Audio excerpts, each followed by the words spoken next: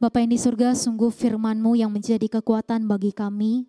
Firman-Mu yang terus menyatakan kepada kami bahwa Engkau bersama dengan kami di tengah-tengah setiap pergumulan tantangan hidup yang kami jalani. Dan Tuhan, pada malam hari ini ketika kami akan bersama-sama merenungkan firman-Mu, Tuhan tolong setiap kami, lembutkan hati kami, berbicaralah kepada kami.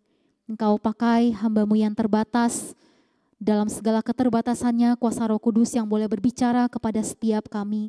Dan biarlah kami boleh sungguh-sungguh belajar Tuhan dari teladan Kristus itu sendiri dalam menghadapi setiap tantangan dan pergumulan yang dihadapi. Terima kasih Tuhan, ini setiap kami siap untuk merenungkan firman-Mu bersama-sama. Amin. Ya, selamat malam Bapak Ibu Saudara, Shalom. Bapak Ibu Saudara, setiap kita ketika kita bangun pagi, mulai dari bangun pagi, saya percaya setiap kita pasti menghadapi yang namanya pilihan Bapak Ibu Saudara. Benar nggak? Dari bangun pagi contohnya begitu ya, Bapak Ibu kita diperhadapkan kepada pilihan. Kira-kira bangun pagi Bapak Ibu buka Alkitab dulu atau buka HP dulu? Buka mata, benar Pak ya, kalau bangun buka mata ya, kalau nggak buka mata nggak bangun dong. Iya Bapak Ibu kita diperhadapkan pilihan begitu ya, oke bangun pagi kita buka mata, udah buka mata kita buka apa dulu nih? Buka Alkitab dulu atau buka handphone dulu? Atau ada yang berkata, ya Alkitabnya di handphone, buka handphone dong. Oke, ketika pegang HP yang dibuka WhatsApp dulu atau Alkitab dulu gitu ya. Nah atau selain itu Bapak Ibu Saudara, setelah kita misalnya saat teduh begitu ya, saya anggap Bapak Ibu saat teduh dulu. Nah kita diperhadapkan pada pilihan lagi nih. Oke, habis saat teduh saya mau sarapan dulu atau mandi dulu. Atau yang ibu-ibu mau masak dulu atau mandi dulu begitu ya. Banyak pilihan-pilihan yang kemudian kita harus pilih dalam kehidupan kita. Nah Bapak Ibu Saudara, bukan hanya berbicara mengenai bangun pagi ada pilihan.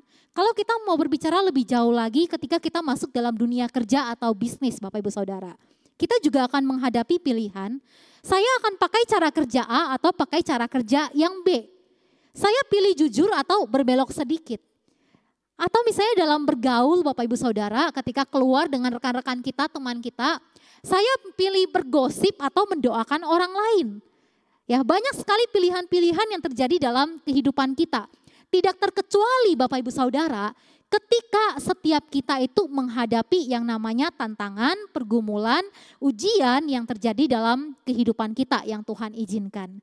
Nah Bapak Ibu Saudara, saya ingat kalau dulu saya kecil gitu ya, karena di rumah mama dulu suka nonton sinetron. Kalau misalnya di film-film Indonesia Bapak Ibu Saudara, seringkali terjadi adegan seperti ini. Misalnya gitu ya, ketika si A, misalnya saya begitu ya, kemudian disakiti oleh teman saya, kemudian biasanya ada apa Bapak Ibu Saudara di kiri kanan saya? Ada yang putih gitu ya, yang terbang-terbang, ayo jangan membalas, kemudian ada di sampingnya yang merah, udah disakitin, hajar aja, ayo berantem gitu ya. Nah itu pilihan-pilihan yang terjadi Bapak Ibu Saudara. Mungkin itu di sinetron atau di film. Tapi Bapak Ibu Saudara, kalau kita mau jujur, ketika kita menghadapi satu tantangan, ketika kita menghadapi satu pergumulan, kita menghadapi satu ujian yang Tuhan izinkan terjadi, bukankah gejolak ini juga terjadi dalam hati kita? Ketika kita menghadapi satu hal, kemudian Roh Kudus berbicara kepada kita, ayo ikutin kebenaran Tuhan. Misalnya dalam bisnis, ayo kerjanya yang jujur, ayo bisnisnya yang jujur. Tapi kemudian ada bisikan lain dalam hati kita, aduh kalau ikutin kejujuran, gimana caranya mau dapat cuan yang lebih banyak? Nah kita menghadapi banyak sekali Bapak Ibu Saudara, pilihan-pilihan dalam kehidupan kita. Sekali lagi Bapak Ibu Saudara, ketika kita diperhadapkan dengan cobaan, ujian yang terjadi dalam kehidupan kita, apakah yang akan Bapak Ibu pilih? Apakah kita kemudian akan taat kepada Tuhan dan kebenarannya, atau kita lebih milih taat kepada menjauhi kebenaran Tuhan dan menyakiti hati Tuhan? Bapak Ibu Saudara, mari hari ini kita mau bercermin dari kebenaran firman Tuhan. Saya ngajak kita untuk boleh membuka satu bagian firman Tuhan. Kita mau belajar dari teladan sejati kita, yaitu Yesus sendiri ketika ia menghadapi cobaan. Mari Bapak Ibu Saudara kita buka bersama dalam Matius pasal 4 ayat yang pertama sampai ayat yang ke-11. Satu bagian firman Tuhan yang mungkin kita sudah sering baca, Bahkan Bapak Ibu mungkin sudah hafal begitu ya, tapi ayo kita merendahkan hati kita untuk kembali bercermin di hadapan firman-Nya. Matius pasal 4 ayat yang pertama sampai ayat yang ke-11. Saya akan bacakan ayat yang pertama, Bapak Ibu ayat kedua dan seterusnya kita bergantian, ayat ke-11 kita baca bersama-sama. Pencobaan di padang gurun. Maka Yesus dibawa oleh Roh ke padang gurun untuk dicobai iblis.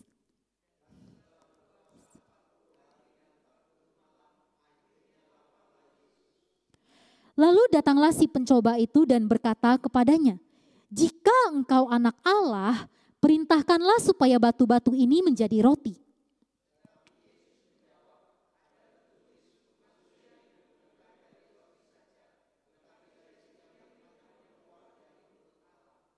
Kemudian iblis membawanya ke kota suci dan menempatkan dia di bubungan bait Allah.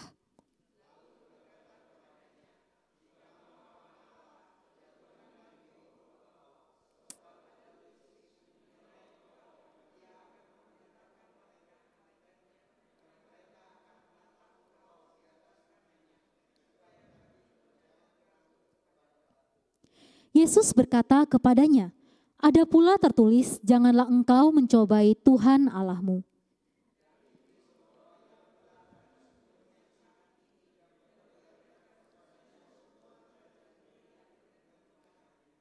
Dan berkata kepadanya, "Semua itu akan kuberikan kepadamu jika engkau sujud menyembah aku."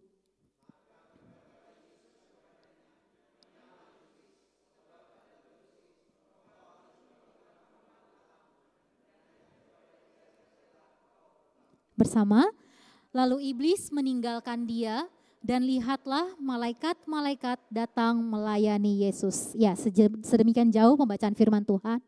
Bapak Ibu Saudara, bagian ini merupakan sebuah titik awal di mana Yesus memasuki fase pelayanannya. Nah, Bapak Ibu Saudara, sebelum pelayanannya dimulai, Injil mencatat bagaimana dalam tuntunan Roh Kudus, Yesus kemudian berjalan ke padang gurun untuk melalui ujian yang Allah izinkan terjadi. Bapak Ibu Saudara, salah satu penafsir mengungkapkan bahwa dalam babak ini, tampaknya si jahat iblis ini berupaya untuk mencobai Yesus. Sehingga kalau Yesus jatuh dalam pencobaan, maka dia akan gagal memenuhi kualifikasinya sebagai juru selamat yang tidak berdosa. Dan dia akan menggagalkan rancangan Allah akan karya keselamatan. Nah, oleh karena itulah waktu itu iblis mencoba Yesus. Namun Bapak Ibu Saudara, dari pembacaan Alkitab yang telah kita baca bersama tadi yang kita simak, tampaknya upaya yang dilakukan oleh si jahat, oleh iblis ini adalah sebuah kesia-siaan. Apa yang terjadi Bapak Ibu Saudara? Bapak Ibu Saudara, pencobaan ini terjadi setelah Yesus berpuasa selama 40 hari, 40 malam. Dan unik sekali Bapak Ibu Saudara kalau kita perhatikan, Matius mencatat sebuah detail yang unik di mana dituliskan akhirnya laparlah Yesus. Bapak Ibu Saudara, detail ini mungkin menjadi sebuah detail yang sebenarnya nggak perlu ditulis Bapak Ibu Saudara. Kenapa? Karena siapa sih Bapak Ibu Saudara yang nggak akan lapar setelah puasa 40 hari 40 malam? Kita puasa 1 hari aja habis itu lapar ya Bapak Ibu Saudara. Apalagi Yesus puasa 40 hari 40 malam, tentu aja dia itu udah pasti lapar. Dan saya rasa si Matius ini mencatat detail ini untuk menunjukkan sisi kemanusiaan Yesus yang menunjukkan bahwa ya benar Yesus ini adalah 100% manusia yang merasakan hal yang sama dengan setiap kita. Yang akan merasakan yang namanya kelaparan. Di tengah rasa lapar yang dirasakan Bapak Ibu Saudara, si jahat ini kemudian mulai membidik sasaran dengan tepat. Kalau kita perhatikan Bapak Ibu Saudara, si jahat ini kemudian tahu apa yang menjadi kebutuhan utama Yesus pada saat itu. Dia tahu Yesus sedang lapar setelah puasa 40 hari 40 malam dan yang Yesus butuhkan saat itu adalah makanan. Bapak Ibu Saudara bukan hanya berbicara mengenai kebutuhan utama saat itu, tapi memang benar Bapak Ibu Saudara ya, jangankan puasa gitu. Kita nggak puasa aja, memang kebutuhan utama kita, kebutuhan primer kita itu adalah makanan. Betul ya? Nah Bapak Ibu Saudara, lewat catatan ini jadi sebuah kesadaran bagi kita juga bahwa iblis ini tahu dengan jelas apa yang dapat menjadi kelemahan manusia dan dia tahu dengan jelas apa yang bisa dia lakukan untuk membawa manusia ini jatuh ke dalam pencobaan. kalau kita lihat Bapak Ibu Saudara, maka nggak heran si iblis ini kemudian berkata kepada Yesus demikian. Jika engkau anak Allah, perintahkanlah supaya batu-batu ini menjadi roti. Bapak Ibu Saudara, dapat nggak kita bayangkan seandainya kita itu jadi Yesus? Kita diperhadapkan kepada pilihan, kita lagi lapar yang laparnya banget setelah 40 hari, 40 malam kita puasa. Apa yang akan kita lakukan ketika kita dengar kata-kata si iblis? Saya bayangin Bapak Ibu Saudara ya, misalnya saya lagi lapar begitu ya, bukan puasa deh. Saya emang lagi lapar, udah jam makan siang, saya ada di pastori. Ketika saya lapar, apa yang akan saya lakukan begitu ya? Saya pasti akan buka kulkas, lihat ada bahan makanan apa yang bisa saya masak, atau saya pesan Gojek begitu ya. Saya akan cari makanan untuk saya makan. Atau misalnya Bapak Saudara, saya lagi lapar, saya kemudian ke satu mall, saya mungkin gak akan peduli lagi kalau udah kelaparan, cari stand makanan yang enak. Pokoknya makanan apa yang ada saya akan makan. Saya akan beli dan saya akan makan kalau saya udah benar-benar lapar.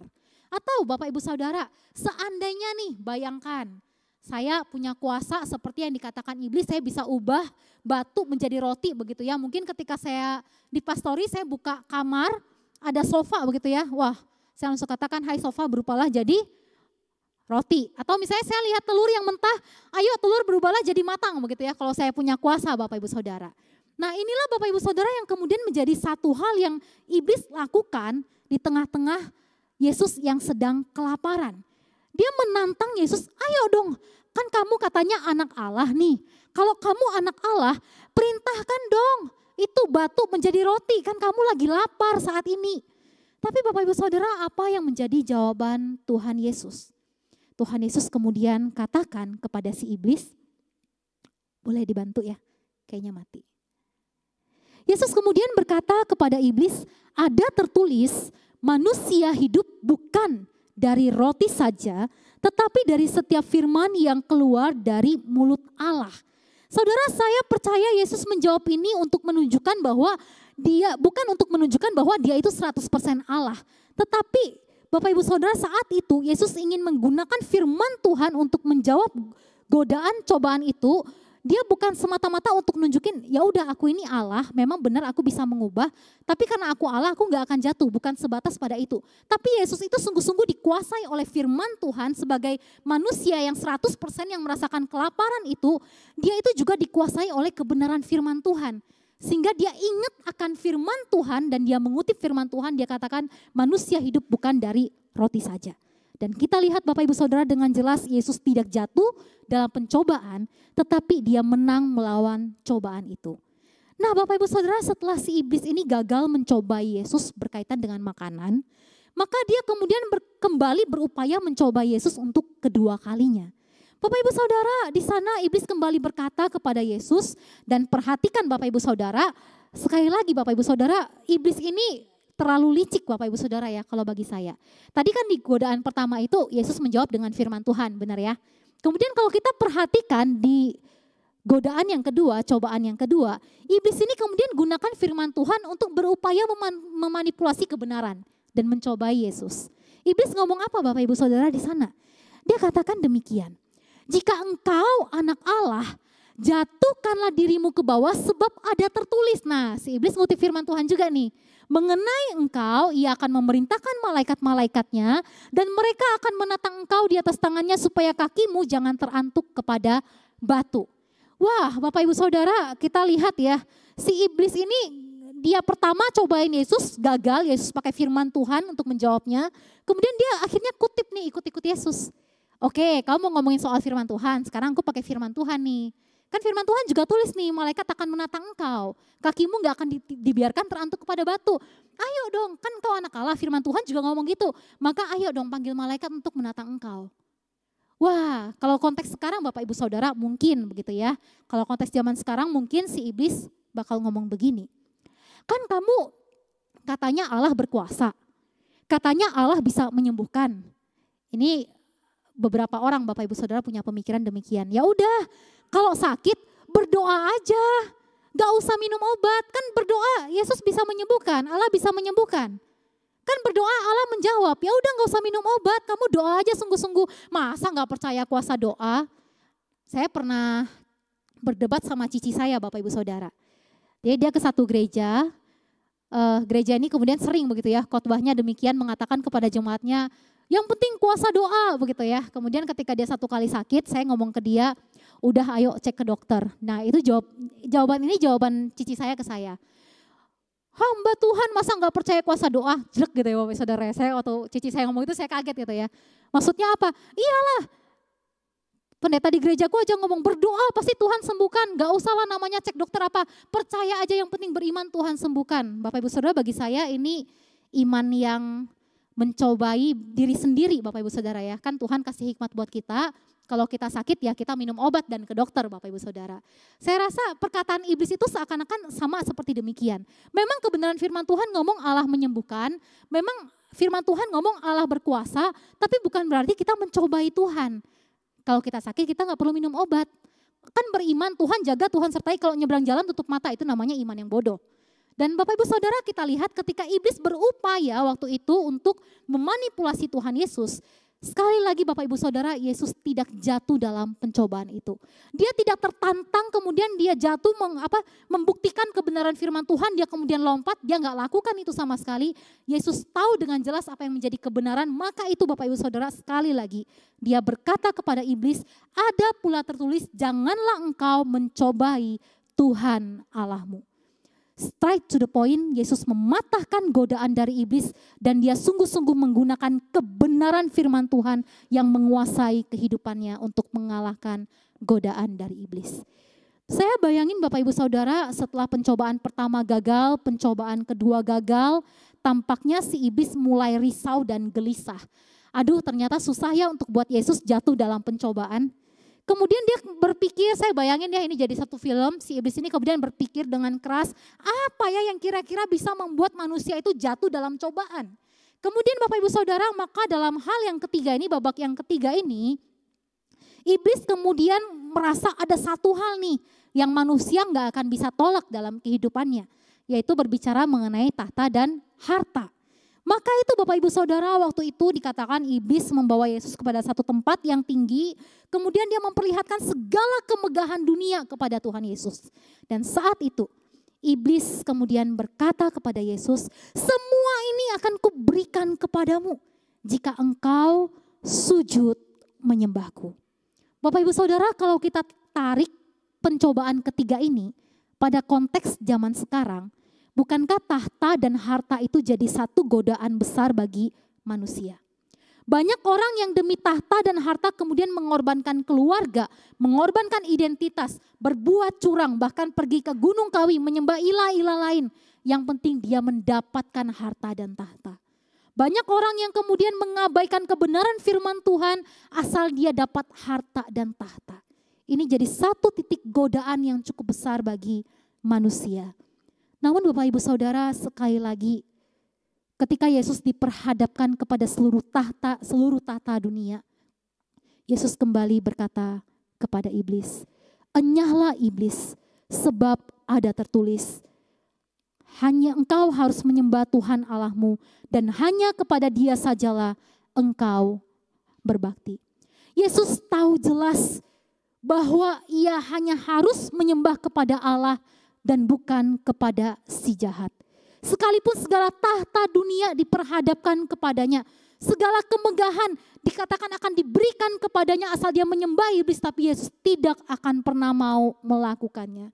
Sekali lagi saya rasa hal ini bukan mau menunjukkan sisi keilahiannya, tetapi menunjukkan bagaimana Yesus sebagai 100% manusia, dia tetap tunduk kepada kebenaran Allah.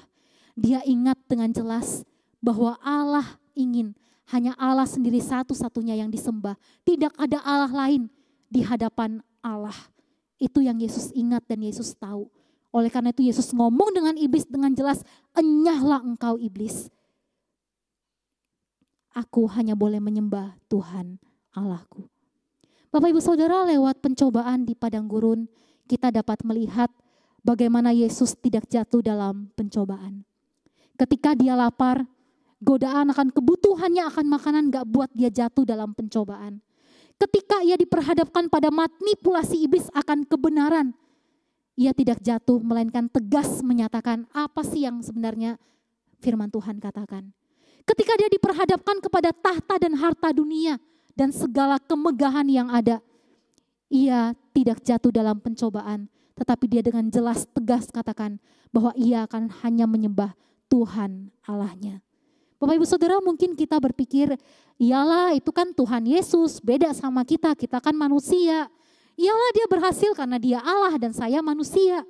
Tapi Bapak Ibu Saudara, bukankah ketika Yesus hidup di tengah dunia ini seperti saya katakan tadi, dia juga adalah 100% manusia.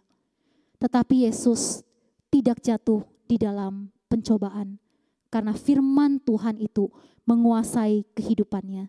Dalam segala pencobaan yang dilalui, Yesus tahu dengan jelas apa yang firman Tuhan katakan dan bagaimana firman Tuhan itu menguasai dan memimpin setiap langkah kehidupannya. Dia bukan jatuh, melainkan dia menang melawan cobaan. Dan Bapak Ibu Saudara, seharusnya hal ini pula yang terjadi di dalam kehidupan kita. Ketika kita menjalani hidup ini, tidak dapat kita pungkiri ada kalanya, ada masanya si jahat berupaya untuk menggoda kita, mencobai kita supaya kita jatuh di dalam cobaan. Godaan dan cobaan itu dapat berupa kebutuhan kita, manipulasi akan kebenaran, tahta, harta, dan berbagai jenis godaan, cobaan lainnya. Tapi Bapak Ibu Saudara, satu hal yang mau sama-sama yuk kita pelajari. Mari kita tetap tunduk belajar untuk hidup di bawah pimpinan firman Tuhan. Kita tetap tunduk di bawah kebenaran firman Tuhan. Sekalipun pilihan yang lain itu mungkin menguntungkan kita, mendatangkan banyak hal yang kita anggap baik secara nilai dunia. Tapi mari kita sama-sama belajar. Walaupun bagi kacamata dunia itu menguntungkan, tapi aku mau melihat dari kacamata Allah, dari kebenaran Allah. Sekalipun pilihan-pilihan yang dunia tawarkan itu menggiurkan, tapi aku enggak mau peduli akan itu, tapi aku mau pilih satu hal, aku mau tetap hidup dalam kebenaran firman Tuhan. Bapak Ibu Saudara, sekali lagi mungkin kita tetap berpikir begitu ya. Ya tetap aja Yesus Tuhan, walaupun dia 100% manusia, dia juga 100% Allah. Benar Bapak Ibu Saudara. Tapi saudara, bukankah faktanya Kristus pun telah mati di atas kayu salib, sehingga kuasa si jahat itu telah dikalahkan secara mutlak dalam kematian dan kebangkitannya. Bukankah sebagaimana yang disampaikan dalam Yohanes 1 ayat 12, setiap kita yang percaya kepadanya pun diberikan kuasa untuk menjadi anak-anak Allah. Dan bukankah ketika kita sungguh-sungguh percaya kepada Dia, Roh Kudus juga ada dalam diri kita, menguatkan kita, menuntun kita, memampukan kita untuk hidup sebagai anak-anak Allah yang dapat mengalahkan si jahat. Sekarang pilihannya ada di tangan kita. Tuhan kasih kita kuasa sebagai anak-anak Allah. Kita mau pakai kuasa itu untuk mengalahkan si jahat atau kita lebih tertarik kepada godaan si jahat. Kita punya kebenaran firman Tuhan. Kita punya Roh Kudus yang terus berbicara kepada kita. Kita lebih mau dengar suara Roh Kudus atau lebih dengar suara si jahat di dalam pilihan-pilihan hidup kita. Bapak Ibu Saudara, biarlah melalui kebenaran firman hari ini kita boleh kembali bersama-sama diingatkan. Jika Kristus dalam kematian dan kebangkitannya telah mengalahkan si jahat secara mutlak, maka seharusnya kita pun dapat menegakkan kepala kita dan bersandar di dalam Dia yang telah menang secara mutlak. Jika Ia memberikan kuasa serta Roh Kudus untuk menuntun dan menguatkan kita, maka seharusnya kita pun sungguh-sungguh hidup dalam kebenaran firman-Nya dan tunduk di bawah pimpinan Roh Kudus untuk melawan cobaan. Sekali lagi, pilihannya ada di tangan Bapak Ibu Saudara. Mau tunduk kepada firman Tuhan, mau tunduk melakukan firman-Nya, atau lebih mau dengar suara si jahat. Mari Bapak Ibu Saudara, biarlah kita boleh hidup bersandar kepada Kristus yang telah menang mengalahkan maut itu, dan biarlah kita boleh sungguh-sungguh terus hidup di bawah kebenaran firman-Nya dan tuntunan Roh Kudus di tengah-tengah setiap ujian dan cobaan yang Tuhan izinkan terjadi dalam hidup kita. Mari kita berdoa.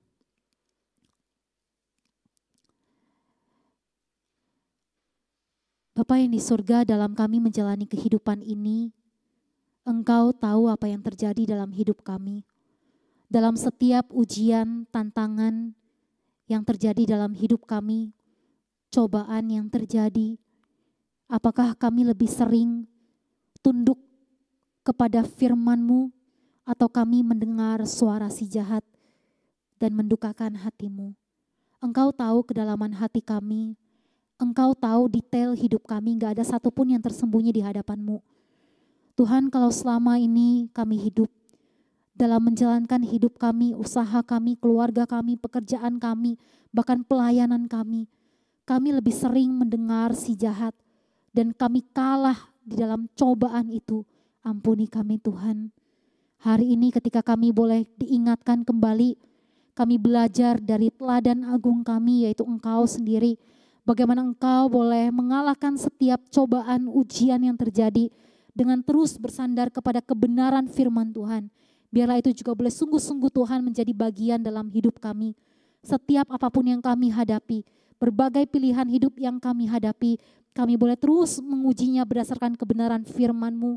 Kami boleh sungguh-sungguh memiliki keintiman dengan Engkau. Kami boleh hidup di bawah pimpinan Roh Kudus. Kami hidup melekat kepada firman-Mu. Sehingga melalui setiap ujian, cobaan yang terjadi dalam hidup kami bukan kalah, tapi kami boleh menang terhadap si jahat. Dan kami juga boleh mempermuliakan Engkau lewat kemenangan kami atas si jahat. Terima kasih Tuhan. Sekali lagi biarlah firman-Mu boleh menguasai kehidupan kami. Hanya di dalam nama Tuhan Yesus kami berdoa. Amin.